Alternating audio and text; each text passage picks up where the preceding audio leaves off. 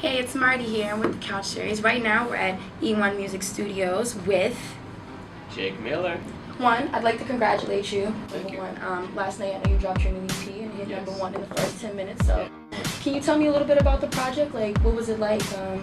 What's some things that maybe you got to do with it that you normally didn't do before with your music, or things that you didn't get to put on it that you really wanted to?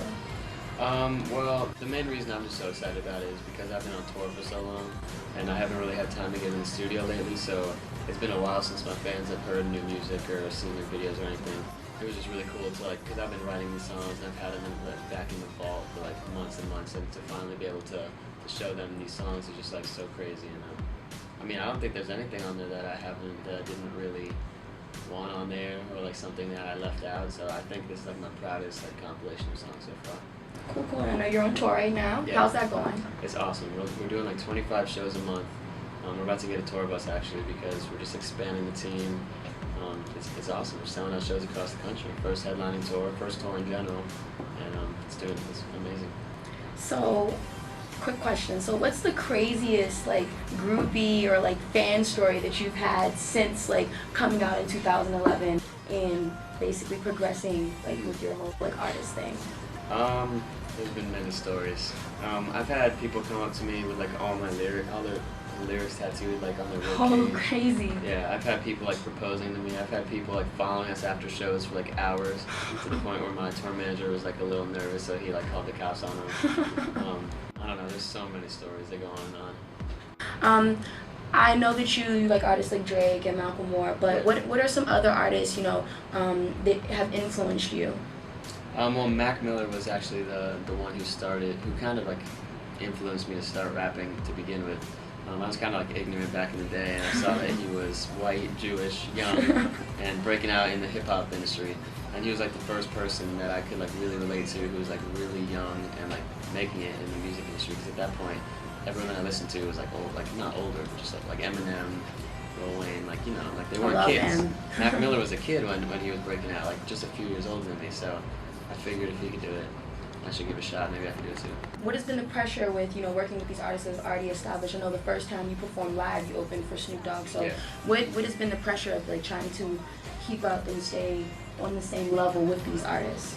I don't really think about it like that, to be honest. I don't really like try to like get on their level or try to impress anybody. I'm just here to make good, positive, uplifting music and reach as many people as possible.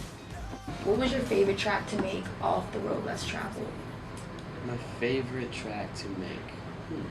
I think Let You Go, just because I was in the studio with a lot of my friends during that day, and we were just having fun. It was a really nice vibe in the studio, and the vibe of the song is really like summery, like it's just a good feeling. So we were just like, I remember like after we made it, we were just like listening to it on the huge speakers over and over again. We were all just like dancing around for like an hour. It was really fun.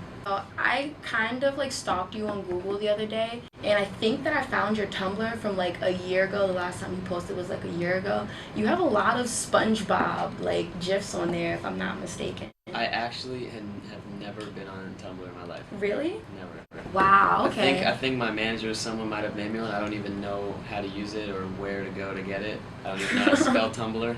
Literally, I know zero. I know nothing about Tumblr. So you, as far as social media goes, you only use like Twitter or what other social media? Twitter, do you Instagram, use? Facebook, pretty much everything but Tumblr. I'm like really big on Twitter. I just like I'm like so.